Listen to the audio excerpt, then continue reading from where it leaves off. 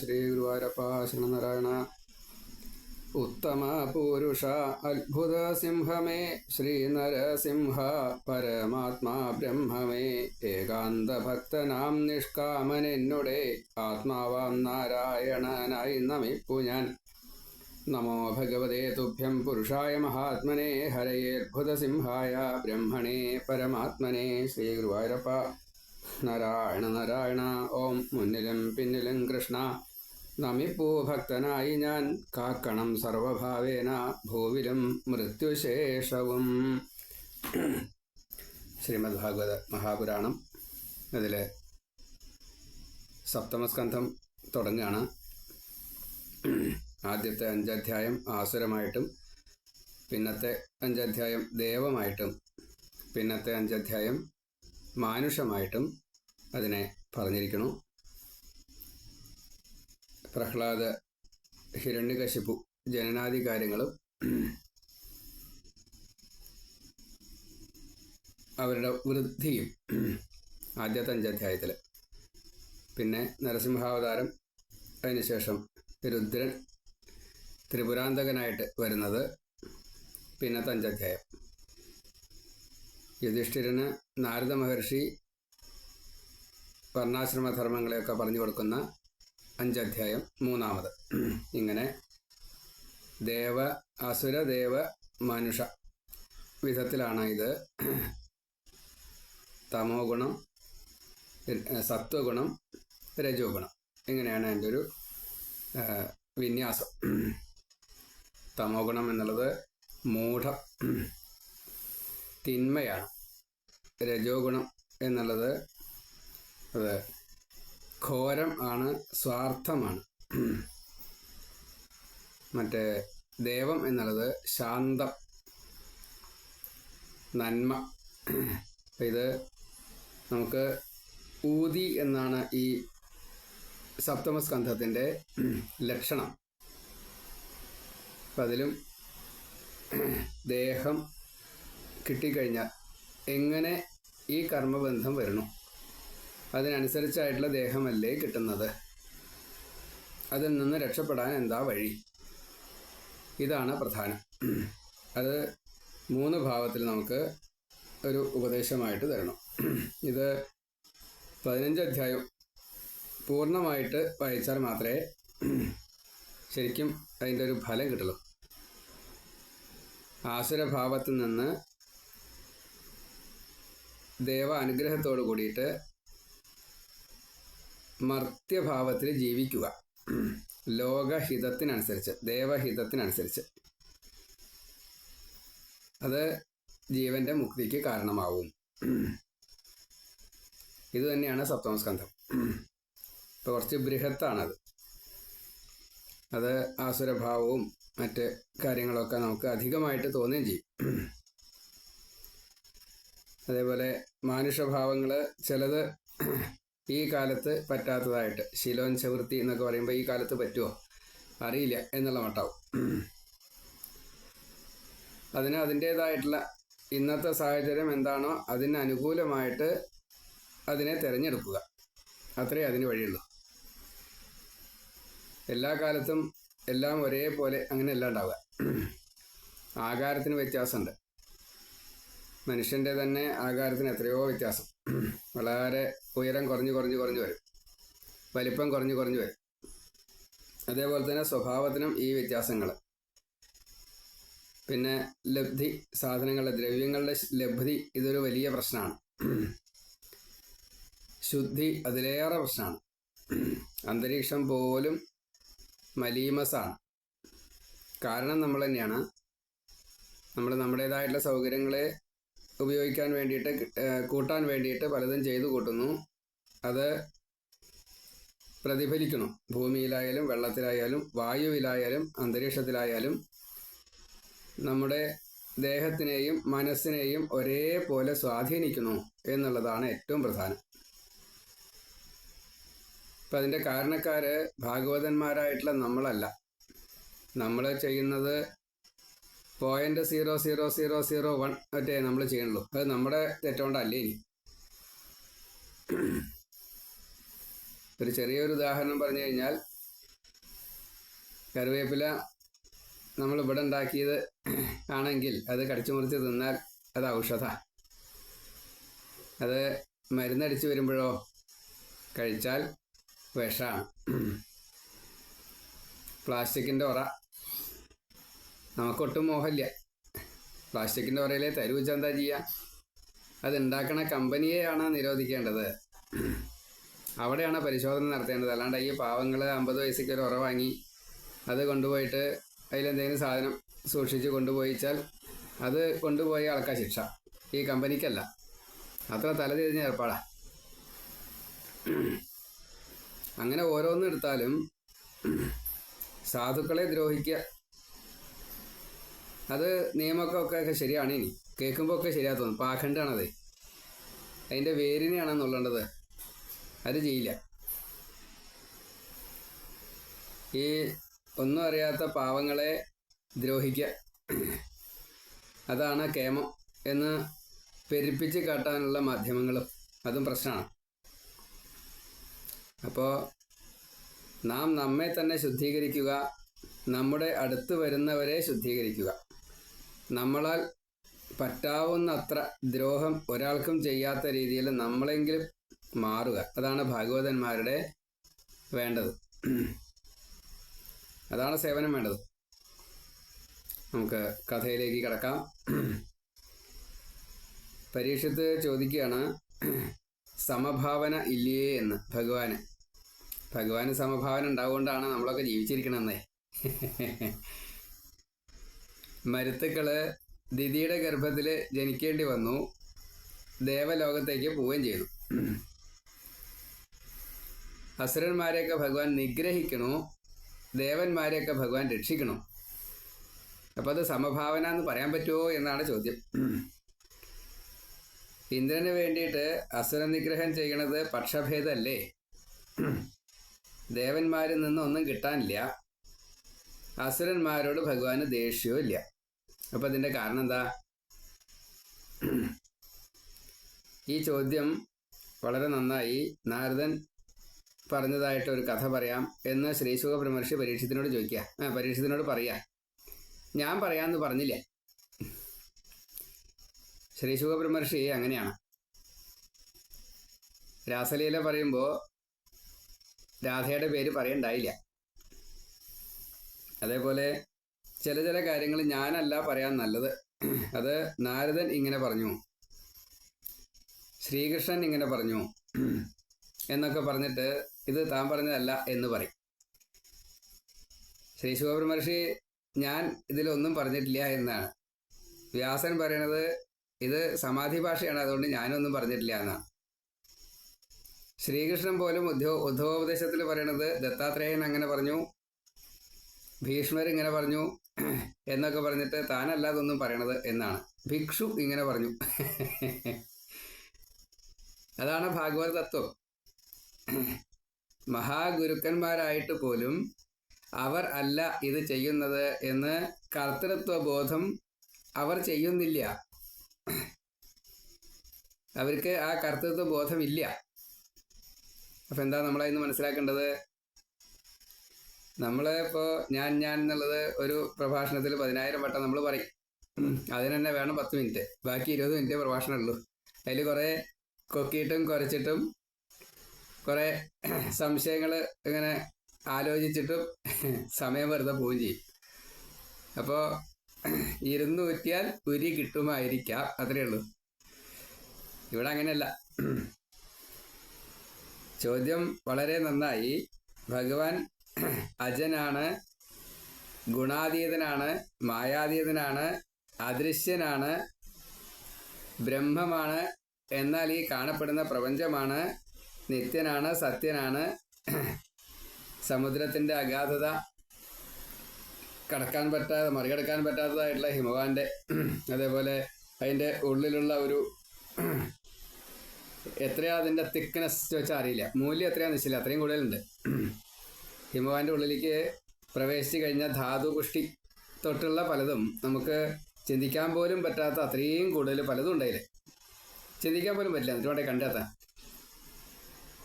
അത്ഭുതമാണ്. അതേപോലെ ഈ കൊല്ലുന്നവനും ഭഗവാനാണ്, കൊല്ലിക്കുന്നതും ഭഗവാനാണ്, ചാവണ ആളും ഭഗവാനാണ്. അപ്പം ഈ ഒരു ഭേദബുദ്ധി മറികടന്നാൽ മാത്രമേ നമുക്ക് ഭഗവാനെ ശരിക്കും മനസ്സിലാക്കാൻ സാധിക്കുള്ളൂ. പ്രപഞ്ചത്തിൽ സൃഷ്ടി നടക്കുന്ന സമയത്ത് സൃഷ്ടി അനസ്യൂതം നടന്നുകൊണ്ടിരിക്കും.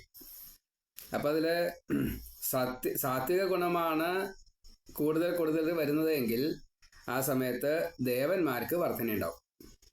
ബ്രാഹ്മണർക്ക്, ദേവന്മാർക്ക് സാത്വിക ആയിട്ടുള്ള അവിടെയൊക്കെ വർധനയുണ്ടാവും. രജോ ഗുണമാണെങ്കിൽ അസുര വർധനയാണ് ഉണ്ടാവുക. ആസുരം, മനുഷ്യർ പോലും ആസുരഭാവത്തിലേ ചിന്തിക്കുള്ളൂ.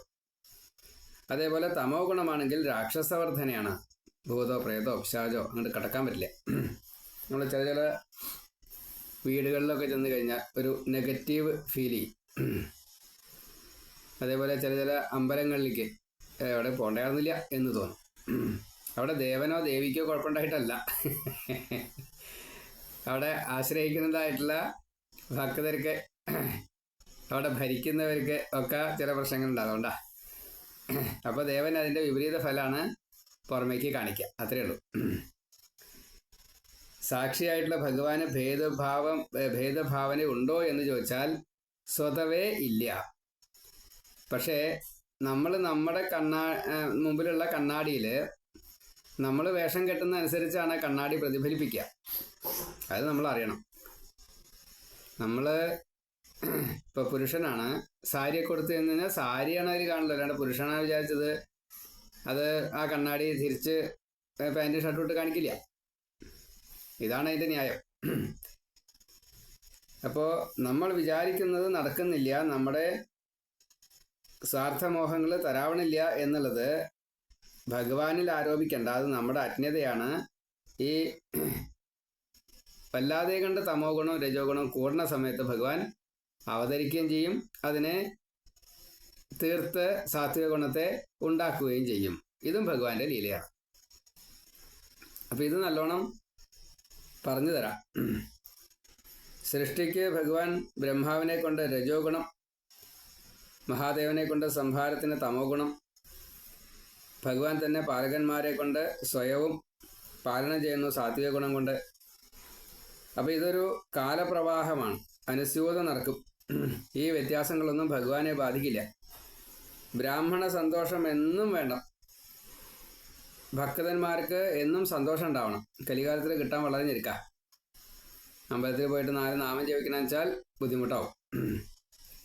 ചായ നമ്മുടെ വീട്ടിൽ നിന്ന് കൊണ്ടുപോകേണ്ടി വരും.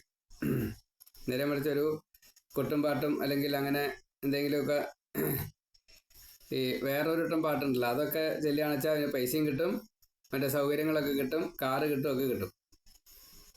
പക്ഷേ ഭാഗവതം വായിക്കാൻ ഞങ്ങൾ എല്ലാ ദിവസവും ഇവിടെ എല്ലാ മാസവും നാരായണീയം വായിക്കാറുണ്ടെന്ന് പറഞ്ഞാൽ അന്നത്തെ ദിവസം മുഴുവൻ ഞങ്ങൾ നിങ്ങൾക്കുള്ള ആഹാരം തരാം എന്നുള്ള സൗകര്യം ചെയ്തു തരില്ല, ഞങ്ങൾക്ക് ദക്ഷിണ തരില്ല.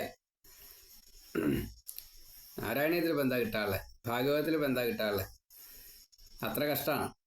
അത് വേണമെന്ന് തോന്നണ്ടേ. വെറുതെ ചെയ്തു കൊടുക്കുന്ന എത്രയോ ഭക്തന്മാർ ഒന്നും അറിഞ്ഞിട്ടല്ല, എന്നാലും ശരി അത് ചെയ്യും. ആ ചെയ്യുന്നവരെ എത്ര പൂജിച്ചാലും എത്ര ദക്ഷിണ കൊടുത്താലും മതിയാവില്ല. കാരണം അവർ സമർപ്പണ ബുദ്ധി അമ്പലത്തിൻ്റെ വൃദ്ധിക്ക് വേണ്ടിയിട്ട് ഉപയോഗപ്പെടും. അതറിയുന്നില്ല. അതിൽ കമ്മിറ്റിക്കാർക്ക് നല്ല പങ്കുണ്ട്. കമ്മിറ്റിക്കാരെന്ന് പറഞ്ഞു കഴിഞ്ഞാൽ അവിടുത്തെ നാട്ടുകാരാവുമല്ലോ. അപ്പോൾ ആ നാട്ടുകാർക്ക് ഇതിനെ പറ്റിയിട്ടുള്ള ബോധമില്ല എന്ന് തന്നെ ഏറ്റവും വലിയ പ്രശ്നം. എല്ലാ അമ്പലങ്ങളുടെയും കഥ അതാ, ഓരോ അമ്പലവും വ്യത്യാസമില്ല. ഇപ്പോൾ ജനങ്ങൾ ഈ വലിയ ഒരു സമർപ്പണ ബുദ്ധിയോട് കൂടിയിട്ട് ചെയ്യുന്ന എത്രയോ നല്ല നല്ല ഭക്തന്മാരുണ്ട്. അവർ മാതൃസമിതി എന്ന് പേരിട്ടാലും വേണ്ടില്ല, ഇനി ഭക്തസംഘം എന്ന് പേരിട്ടാലും വേണ്ടില്ല, ഇൻഡിവിജ്വലായാലും വേണ്ടില്ല. എല്ലാ ദിവസവും മുടങ്ങാതെ കണ്ട് സഹസ്രനാമവും ഗീതയും അതേപോലെ ഒരു 108 കലിസന്തരണ മന്ത്രവും കുറച്ച് ഭാഗവതവും അല്ലെങ്കിൽ മറ്റേതെങ്കിലും പുരാണങ്ങൾ സ്ഥിരമായിട്ട് വായിക്കുന്ന എത്രയോ ക്ഷേത്രങ്ങളുണ്ട്. എല്ലാ കൊല്ലവും രാമായണം വായിക്കുന്ന എത്രയോ ക്ഷേത്രങ്ങളുണ്ട്. അവർക്ക് എന്തെങ്കിലും ഒരാൾക്കൊരു ഷാളൊക്കെ കൊടുത്തു വെച്ചാൽ അത് പേപ്പറിലും ടി വിയിലൊക്കെ വരികയും ചെയ്യും. ഒരു കാര്യമില്ല അതുകൊണ്ട്. നേരെ മറിച്ച് ഈ വായിക്കുന്നവർക്ക് മുഴുവനെ ആഹാരവും സമൃദ്ധിയായിട്ട് എന്തെങ്കിലും ദക്ഷിണയും കൊടുക്കുക വേണ്ട, എല്ലാ ദിവസവും കൊടുക്കണം. ഈ ടി വിയിൽ കൊടുക്കാനുള്ള കാശ് വേണ്ട ഇത് കൊടുക്കാൻ, അത്ര കഷ്ടമാണ്. അതിൻ്റെ ഭഗവാന്റെ പ്രീതി, ഇതുകൊണ്ട് കിട്ടുന്ന ഭഗവാന്റെ പ്രീതി ഉണ്ടല്ലോ, അത് എത്രയാ ചോദിച്ചാൽ മനസ്സിലാവും, അത്രയും കൂടുതലാ. ഇങ്ങനെ എളുപ്പത്തിൽ മനസ്സിലാക്കാൻ ഒരു കഥ പറയാമെന്ന് പറയാണ്. പാണ്ഡവ യുധിഷ്ഠിര രാജസൂയത്തില് അഗ്രാസന പൂജ ചെയ്ത് ശ്രീകൃഷ്ണനെ എല്ലാവരും സ്വീകരിച്ച് ബ്രഹ്മാവിന് പോലും കുറച്ചൊരു അത്ഭുതമായി. ഇത്രയും സൗന്ദര്യമോ ഭഗവാനും അദ്ദേഹത്തിന് ഒരിക്കലും കണ്ണാടി നോക്കിയപ്പോൾ എനിക്ക് ഇത്ര സൗന്ദര്യം ഉണ്ടോ എന്നൊക്കെ നോക്കി. അതേപോലെ തന്നെ എല്ലാവരാലും സ്തുതിക്കപ്പെട്ടുകൊണ്ട് മഹാബ്രാഹ്മണര്, ഋഷികള്, പൗരജനങ്ങള്, പിന്നെ എല്ലാ രാജാക്കന്മാരും ഇവിടെ ചക്രവർത്തിയായി ഇതാണല്ലോ. അപ്പോൾ രാജസൂയം എന്ന് പറയുമ്പോൾ ചക്രവർത്തി പദമാണ്. അപ്പോൾ ആ ചക്രവർത്തി പൂജിക്കുന്നത് ആരെയാ? ഈ ശ്രീകൃഷ്ണയാണ്. അപ്പോൾ അത് കാണാൻ എല്ലാവരും അവിടെ എത്തിയിട്ടുണ്ട്. പൂജ കഴിയുകയും ചെയ്തു, പാദതീർത്ഥം എല്ലാവർക്കും കൊടുക്കുകയും ചെയ്തു, പ്രസാദവും കൊടുത്തു. പക്ഷേ ശിശുപാലന് മാത്രം സമ്മതമായില്ല. ശിശുപാലൻ ജനിച്ച അന്നേ കൃഷ്ണദ്വിട്ട് ആണ്. കൃഷ്ണന്റെ വിരോധം, കൃഷ്ണന്റെ തെറ്റുകൾ പറയുക, അതന്നെയാ പണി, കുറ്റം പറഞ്ഞുകൊണ്ട് നടക്കുക. ജനിച്ച അന്ന് മുതൽ കൃഷ്ണ നിന്ദയാണ്. ഇങ്ങനെ 101 അപരാധം പറഞ്ഞു കഴിഞ്ഞപ്പോൾ ഭഗവാൻ തൻ്റെ സുദർശന ചക്രം കൊണ്ട് യജ്ഞവേദിയിൽ വെച്ച് തന്നെ ശിശുപാലനെ വധിച്ചു, മുക്തിയും കൊടുത്തു. പ്രത്യക്ഷ മുക്തിയാണ് കൊടുത്തത്. ആ ജീവൻ നേരിട്ട് കൃഷ്ണനിലാണ് ചെന്ന് ചേർന്നത്, എല്ലാവരും കണ്ടു ആ ജ്യോതിസ്. അപ്പോൾ അവിടെ സ്വതവേ രക്തം വീണു. ആ രക്തം വീഴുന്ന സ്വതവേ ഒരു യജ്ഞത്തിൻ്റെ ഇടയ്ക്ക് ഒരു അപശകുനായിട്ടല്ലേ വരിക. പക്ഷേ ഈ പ്രത്യക്ഷ മുക്തി അതിന് പരിഹാരമായി. അപ്പം അത് കൂടുതൽ നന്നായി എന്നർത്ഥം, അതാണ്. അപ്പോൾ യജമാനന് സംശയം, യുധിഷ്ഠിരന് ജനിച്ചന്ന് മുതൽ കൃഷ്ണനെ നിന്ദിക്കുന്നത് ഈ കൃഷ്ണ ശത്രുവിന് കൃഷ്ണൻ തന്നെ മുക്തി കൊടുത്തു, അതിൽ വൈരുദ്ധ്യമില്ലേ എന്നാ ചോദ്യം. സാധാരണ ഇഹലോകത്തിൽ ദുഃഖം എന്ന നിലയ്ക്ക് ഇങ്ങനെ പറയുന്ന ആൾക്കാർക്ക് വല്ല നാവുമ്പിൽ എന്തെങ്കിലും അസുഖം വരിക, അങ്ങനെയൊക്കെയാണ് കണ്ടിറക്കുന്നത്. അതേപോലെ മരിച്ചു കഴിഞ്ഞാൽ നരകോ. ഋഷികളൊക്കെ വേനനെ ഒരു ഹുങ്കാരം കൊണ്ട് നരകത്തിലേക്കാക്കി. അതേപോലെ ശിശുപാലനും ഈ ദന്തവക്രനൊക്കെ സ്വതേ അതിൽ പെട്ടവരാണ്. അപ്പോൾ അവർക്ക് അങ്ങനെയല്ലേ വേണ്ടത്. ശിശുപാലൻ ശ്രുതശ്രവസിൻ്റെ മകനാണ്. അതേപോലെ ദന്തവക്രൻ ശ്രുതദേവയുടെ മകനാണ്. രണ്ടും അച്ഛൻ പെങ്ങളുടെ വസുദേവരുടെ പെങ്ങന്മാരാണ്. വസുദേവരുടെ പെങ്ങന്മാരുടെ മക്കളായതുകൊണ്ട് അച്ഛൻ്റെ പെങ്ങളുടെ മകനാണ് രണ്ടുപേരും. അത് ഭഗവൻ നിന്ദ, അത് മോക്ഷോപായമല്ല. എന്നിട്ടും ഈ മുക്തി, പ്രത്യക്ഷ മുക്തി കൊടുക്കാനുള്ള കാരണം എന്താ? അതിൻ്റെ ആന്തരാർത്ഥം എന്താ? ഗൂഢം, മർമ്മം, അങ്ങനെ ഉണ്ടല്ലോ. ഇപ്പോൾ എൻ്റെ മനസ്സ് വല്ലാതെ കണ്ട് ആടിക്കളിക്കുക, കാറ്റിൽ തിരിനാളം ഇളകുന്നത് പോലെ എന്നാണ്.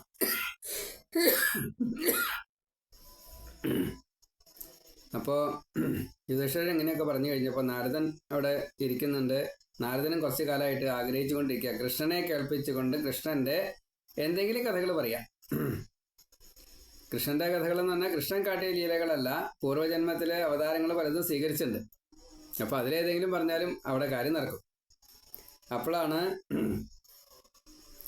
നാരദൻ വിശദീകരിക്കുന്നത്, ഭഗവാനെ സംബന്ധിച്ച് നിന്ദ, സ്തുതി, സൽക്കാരം, തിരസ്കാരം ഇതൊന്നും വിഷയമല്ല. കാരണം ഇതൊക്കെ ദേഹസംബന്ധിയാണ്. പ്രകൃതി പുരുഷൻ ഈ തത്വം അറിഞ്ഞാൽ മാത്രമേ ഈ ദേഹബോധം, അതേപോലെ മോഹം വിടുള്ളൂ, അഹം മമ ഒഴിവാക്കാൻ സാധിക്കുള്ളൂ. അപ്പോഴാണ് ജനന മരണ അതീതനായിട്ട് സംസാരത്തിന് നിന്ന് മോചനം കിട്ടുള്ളൂ. ജനിക്കുക മരിക്കുക എന്നുള്ളത് ശരീരത്തിനാണ്, ഈ ജീവനല്ല എന്നുള്ളത് അറിയണം. ജീവന് സ്വതവേ താൽക്കാലികമായിട്ടുള്ള ബന്ധം മാത്രമേ ഈ ശരീരവുമായിട്ടുള്ളൂ. ആ ശരീരം അച്ഛനമ്മ, ബന്ധുക്കള്, മാഷ, ഗുരു, അങ്ങനെ പലതുണ്ടല്ലോ. അങ്ങനെയൊക്കെയുള്ള ബന്ധങ്ങൾ ആ ശരീരത്തിന് മാത്രമേ ഉള്ളൂ, അത് കഴിഞ്ഞാലില്ല. അപ്പോൾ ജീവന്റെ ബന്ധം പരമാത്മാവിനോട് മാത്രമാണ് എന്ന് അറിഞ്ഞാലാണ് മനസ്സ് ഈശ്വരനിലേക്ക് എത്തിക്കാൻ നമുക്ക് സാധിക്കുള്ളൂ. നിരന്തര സ്മരണ മാത്രമേ ഇതിന് പരിഹാരമായിട്ടുള്ളൂ.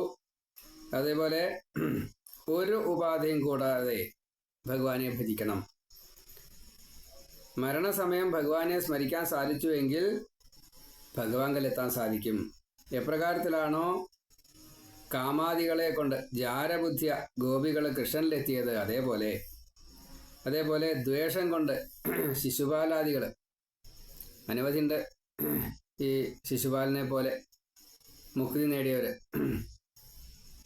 വിരോധം കൊണ്ട് ഈ അസുരന്മാരൊക്കെ അങ്ങനെ കൃഷ്ണനിൽ ചേർന്നവരാ ബാലലീല സമയത്ത്.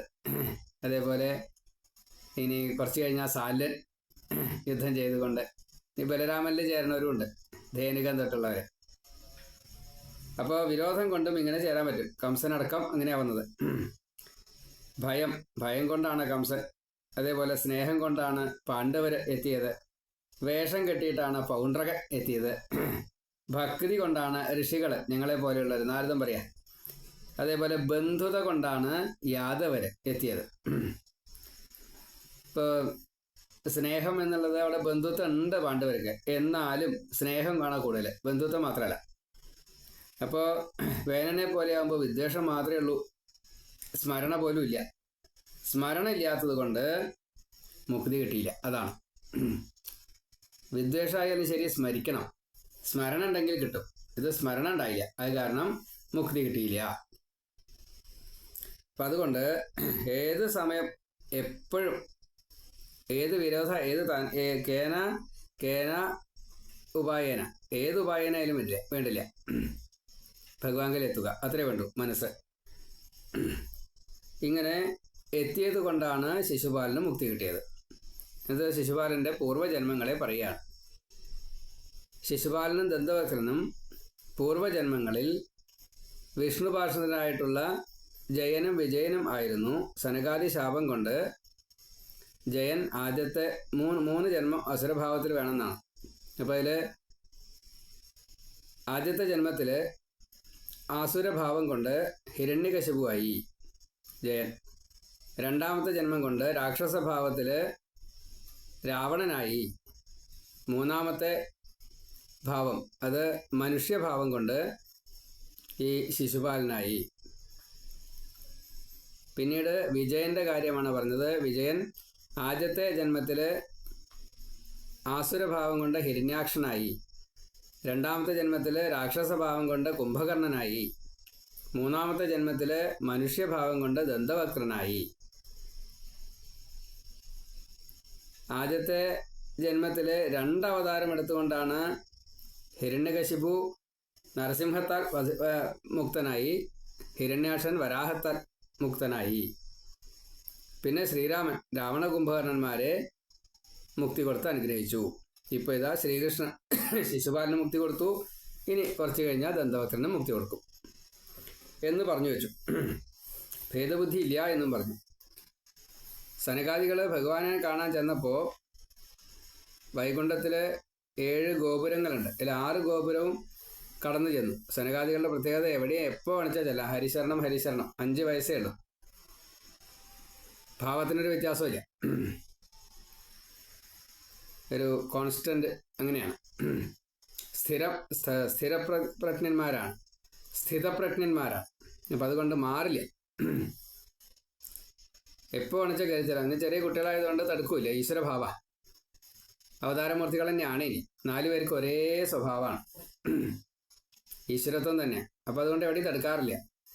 അവിടെ 7ാമത്തെ ഗോപുരത്തിൽ ജയവിജയന്മാർ സ്വർണ്ണ വടി കൊണ്ട് തടുത്തു എന്നാണ്.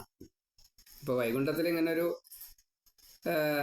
തടുക്കൽ സ്വതേ പതിവില്ലേ. ഇത് ആസുരഭാവമല്ലേ എന്ന് ചിന്തിച്ചപ്പോൾ അത് ശാപമായിട്ട് മാറി.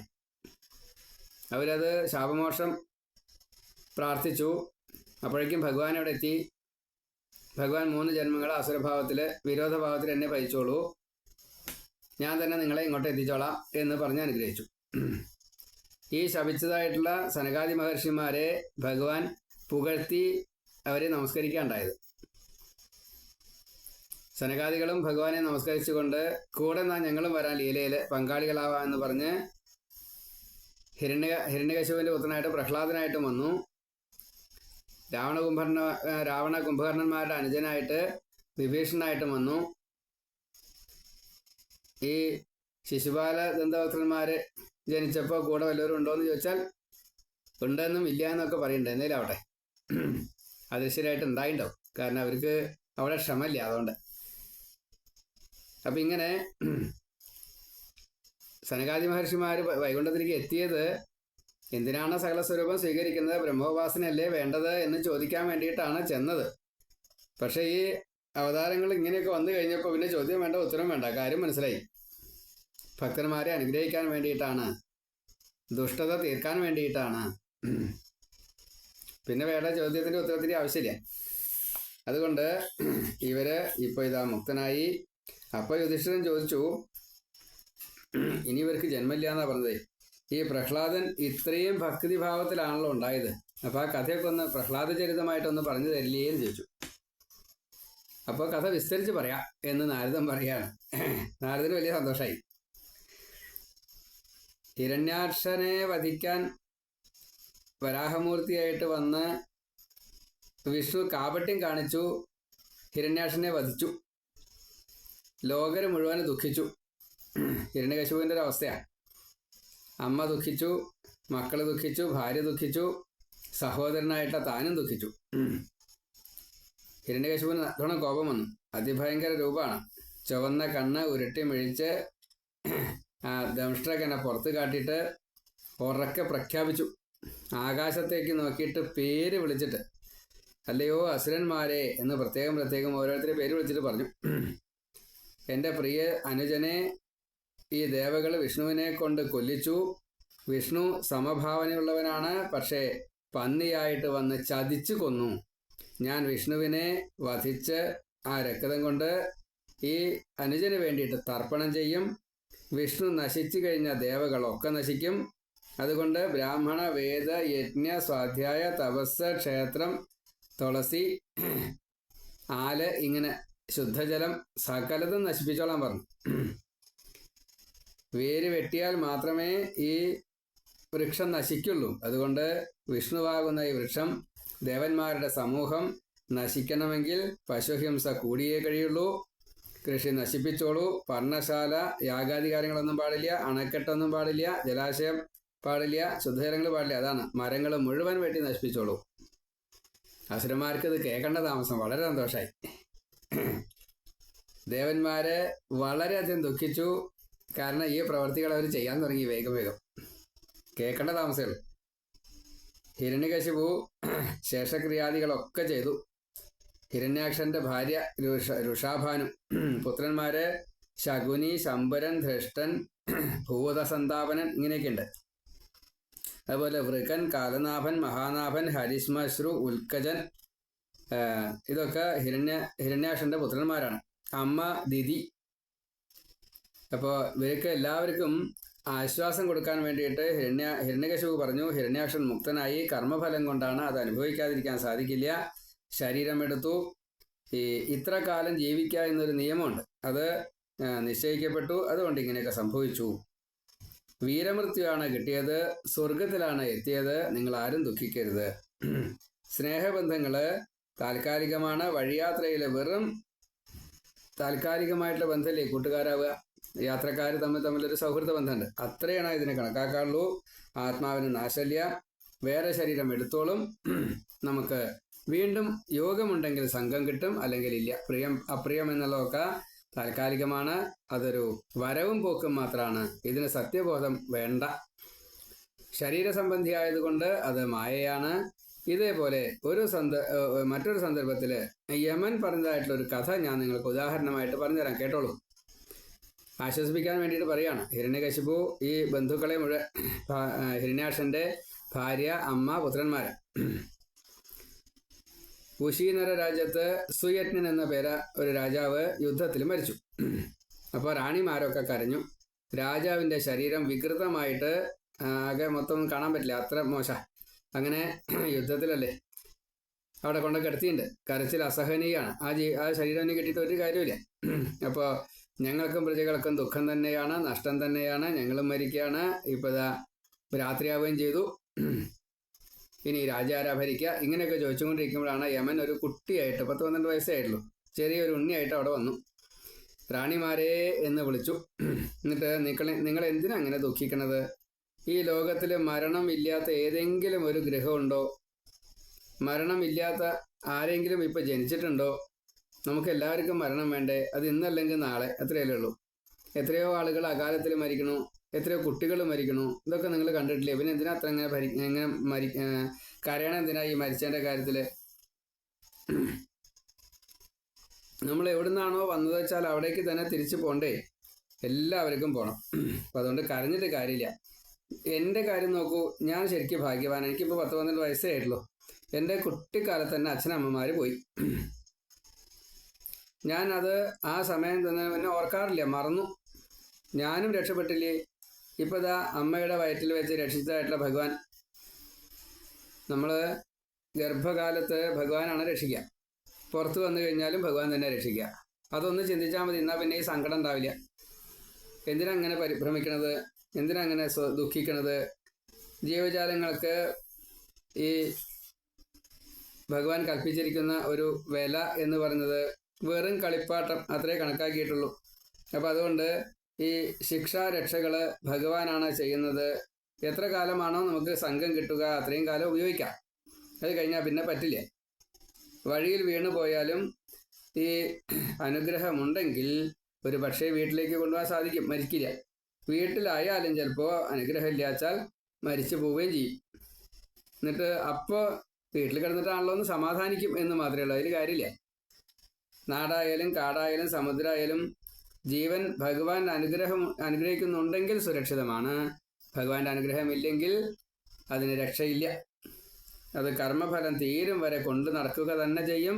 കർമ്മഫലം തീർന്നു കഴിഞ്ഞാൽ ചെറുപ്പമാണെങ്കിലും മരിച്ചു പോവും. ഇത് പ്രകൃതിയുടെ വികാരമാണ് ഈ ദേഹം. അപ്പം അത് ആത്മാവിനെ ബാധിക്കുന്നതല്ല, താൽക്കാലികമായിട്ടൊരു ബന്ധമുണ്ടെന്ന് മാത്രമേ ഉള്ളൂ. അപ്പം അതുകൊണ്ട് ജീവന് മരണമില്ല. അതുകൊണ്ട് നിങ്ങളിപ്പോൾ മരിച്ചത് നിങ്ങളുടെ ഭർത്താവാണ് എന്ന് പറയണ ജീവനാണെച്ചാൽ മരിച്ചിട്ടില്ല. ഇനി ഭർത്താവാണെച്ചാൽ അത് ശരീരം കിടക്കണു. നിങ്ങൾക്ക് ഏതാ വേണ്ടത്? മരണം എന്നുള്ളത് ഒരു ദേഹവിസ്മൃതി മാത്രമാണ്.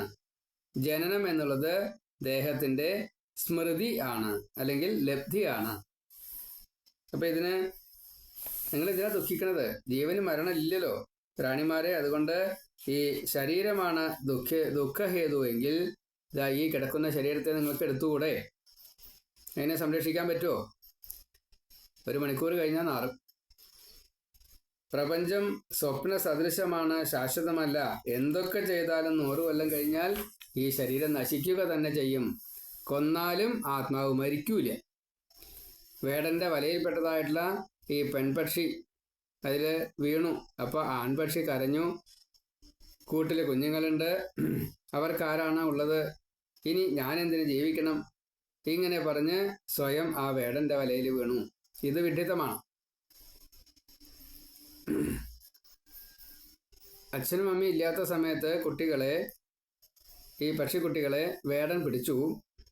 അത് കണ്ടുവന്ന അമ്മ ആ വലയിൽ സ്വയമേവ ചെന്ന് വീണു. അമ്മയും കുട്ടികളും ഭാര്യയും കുട്ടികളും ഈ കിടന്ന് പടയെന്ന് കണ്ടപ്പോൾ ആ സമയത്താണ് അച്ഛൻ വരുന്നത്.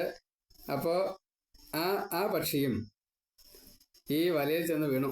ഇങ്ങനെ വെറുതെ ജീവിതം നഷ്ടമാക്കിയിട്ട് വല്ല കാര്യമുണ്ടോ? അതുകൊണ്ട് അങ്ങനെ ചെയ്യരുത്. നിങ്ങൾ സ്വയമേവ വന്നതാണ്, ഒറ്റയ്ക്കാണ് വന്നത്, പോണത് ഒറ്റയ്ക്കാണ്. എന്തിനാ അങ്ങനെ ദുഃഖിക്കണത്? ഭാവിയിൽ വേണ്ടത് എന്തൊക്കെയാണോ വേണ്ടത് അതെല്ലാം ചെയ്യണം. സൂര്യജ്ഞന് വേണ്ടത് ഇനി ഔർത്ത ദൈഹിക കർമ്മങ്ങളാണ്. നിങ്ങൾക്കും കുറച്ച് കഴിഞ്ഞാൽ മരിച്ചു പോണ്ടേ? അപ്പോഴും ആരെങ്കിലും എന്തെങ്കിലും ചെയ്യണ്ടേ? നിങ്ങൾ ചെയ്താലല്ലേ നിങ്ങൾക്ക് വേണ്ടിയിട്ട് ബാക്കിയുള്ളവർ ചെയ്യുള്ളൂ, കുട്ടികൾ ചെയ്യുള്ളൂ. അപ്പം അതുകൊണ്ട് ഔർത്ത ദൈഹികൾ ചെയ്തോളൂ, ആലോചിച്ച് ചെയ്യൂ. ഇങ്ങനെയെല്ലാം പറഞ്ഞിട്ട് ആ ഉണ്ണി മറിഞ്ഞു. യമൻ അവിടെ നിന്ന് യാത്രയായി. അപ്പോൾ അവർ സംസ്കാരാദികളൊക്കെ ചെയ്യുകയും ചെയ്തു. അതേപോലെ തന്നെ അനിയത്തി ഹിരണ്യകശിപു പറയുകയാണ്, ഹിരണ്യാക്ഷൻ്റെ ഈ വിയോഗത്തിൽ ദുഃഖിക്കണ്ട. ഋഷാഭാനുവിനോട് പറയാ, ദുഃഖിക്കണ്ട, സംസ്കാരാദികളൊക്കെ ചെയ്യണം. അമ്മയ്ക്ക് മകനായിട്ട് ഞാനില്ലേ, ഇവനെന്താ പേടിക്കാനുള്ളത്? ഹിരണ്യാക്ഷൻ്റെ കുട്ടികളോട് പറഞ്ഞു, നിങ്ങൾക്ക് അച്ഛനായിട്ട് ഞാൻ കേട്ടോ, പേടിക്കണ്ട. ഇങ്ങനെ എല്ലാവർക്കും സമാധാനം കിട്ടി. എല്ലാവരും വേണ്ടതൊക്കെ ചെയ്തു, പിരിഞ്ഞു പോവുകയും ചെയ്തു. പക്ഷേ ഹിരണ്യകശിപുവിന് സമാധാനം കിട്ടിയില്ല. പിന്നെ തപസ്സിന് പോവുകയാണ്. ലക്ഷ്യം എന്താ? വിഷ്ണുവിനെ കൊല്ലാൻ വേണ്ടിയിട്ട് ശക്തി ആർജിക്കുക, ബ്രഹ്മാവിനെ തപസ് ചെയ്യുക. അതിഗംഭീരമായിട്ട് തപസ് കാര്യങ്ങൾ നമുക്ക് അടുത്തതിൽ പറയാം. സർവത്ര ഗോവിന്ദ നാമ സങ്കീർത്തനം ഗോവിന്ദ ഗോവിന്ദ. ഇപ്പോൾ സപ്തമസ്കന്ധത്തിൽ 1ഉം 2ഉം അധ്യായങ്ങൾ മാത്രമാണ് പറഞ്ഞത്. 15 അധ്യായങ്ങളുണ്ട്. നമുക്ക് ക്രമേണയായിട്ട് കേൾക്കാം. നാരായണ നാരായണ നാരായണ.